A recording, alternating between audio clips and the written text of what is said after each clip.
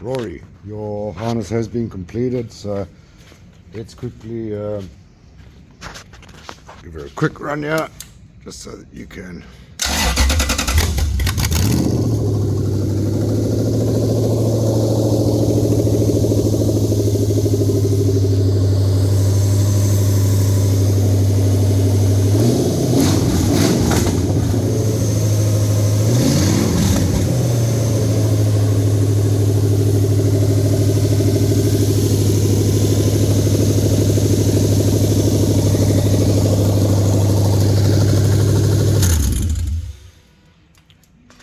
Okay, so we've basically gone through the harness. What was a LX 470 2002 roughly year model.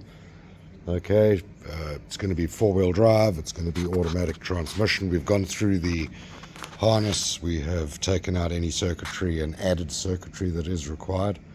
So like your airflow wiring, obviously in the Land Cruiser is not in the wiring harness, so we've added all of that. Basically removed all of the structure of the original harness and put a wire frame in here like we do with the new harnesses. Put on all our little brackets so that everything bolts properly. I haven't put a bolt on this one, but it bolts there and there. Okay, and yeah, nice and solid. Got all new, sleeving over the various sections that go off. Coming down, same thing. I haven't actually got the right-hand O2 sensor plugged in, but I'll plug that in a moment. You've got your alternator that's been built into the system, so that'll plug straight in. And then obviously your airflow meter. This side we've been through before, so EFI water temp sensor. You've got your sensor for your instrument cluster. Running down, you have your earth strap on the right hand side, you've got your earth strap on the left hand side. This is just a patch harness that I've put in because I haven't put your sub harness on the test mode, otherwise I've got to take off the whole intake manifold. But your sub harness has been prepared, and that'll basically just plug straight into the back of the engine harness, so you've got nothing to worry about there. Standard Land Cruiser, you've got your three connectors, runs down, goes to your you've got your input speed sensor, runs down, goes to your solenoid bank. You've got your output speed sensor. You've got all of your transfer case stuff. Okay, so for the actuator, vehicle speed, okay, and obviously all of the position switches and so on.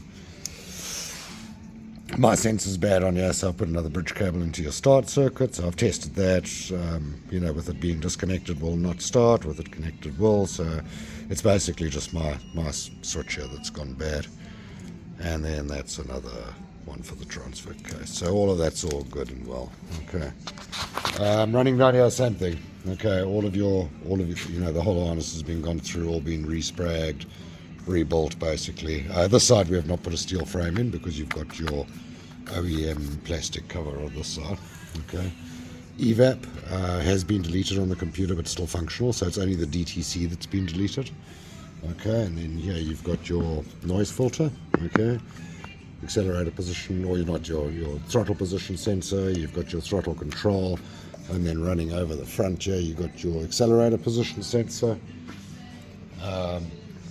Coming through here to the front, you have coming down, you've got your cam sensor, so your main cam sensor. This goes to your aircon. I haven't plugged that in because there's really no point, but anyway, there we go. Okay, so runs down.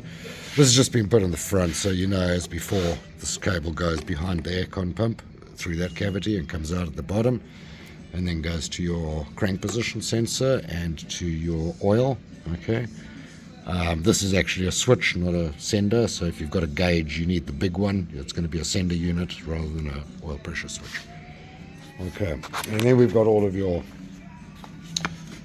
packets here. So you've got your cruise control. That's all basically just cruise control. You have your main line plug, so that's your ignition, fuel start, and all the stuff for your instrument cluster. Here is the connector for your transmission. Okay, so you've got your park, reverse, neutral drive, whatnot, all of that good stuff. Here's your sub harness. Okay, so we just need to put that in the box, and then Obviously you've got your airflow meter housing that we supply with our systems. Sorry about the color. You can spray that with a oil base or whatever you want to do, whatever color you want. At least it's the right size and whatnot to suit your whole application. And then running down, obviously your main power supply for the system comes down, goes to through your grommet, goes down to your ECU, and then here's your branch off going to your fuse box. So fuse box, we've made some changes in this. It's a different type of system now. Same thing, you've got all your information at the back of your fuse box lid, and then you've got all of your fuses. You've got your engine light, so this is now an interchangeable light. So if this light ever goes bad, you can just pull it out and put another one in. Okay. You got your start relay. You got your fuel control relays. You got your EFI main relays. So we've got 2 fuel control relays in here now. As far as I remember, you're doing this into a 80 series Land Cruiser. So what we're doing is you got 1 relay to supply your 12 volt. Okay. If you are going to use a small amperage fuel pump, if you're going to use the current one in the Land Cruiser, you're going to need FC. We don't run that just directly from the ECU because it doesn't have enough current to do 2 relays basically. So what it does is it controls the 1 relay. The 1 relay controls your fuel out or your fuel pump out, so your main positive if you're going that route, which you probably will not do. And then it also triggers an separate FC circuit that's going to control the fuel pump, the current wiring in the vehicle. So you can just connect that up to your FC. Right, coming down, same thing as always. You've got your. I need to tie this in. Sorry, I had to change 1 wire in there. But yeah, I'll tie that up for you. And then you've got your ECU being flashed to Sequoia 0102 calibration information. It's got a tune on it. It's been set up here for automatic O2s off, secondary O2s off, evap off, whatnot. Okay, and then here you've got all your cloud plugs. So there's your dedicated plug for your transmission stuff. Here's your engine and cluster client plug. This is your center diff lock control. Okay, so all the lights and the actuator, so you can use the current system in the vehicle, okay, for all of that. And then you have your cruise control, okay, and then you've got your OBD2. So this is OBD with the patch harness that we supply you. So you've got, I don't know, it must be 5 feet, 4 feet, whatever. And then on the end of that you have your OBD2 connector, and then I've got a bit of a crappy diagnostic scanner in here. So this is just a cheapie. The other one that I've got just takes too long to load. So what I'll do is I'll quickly run her again, and then we'll do a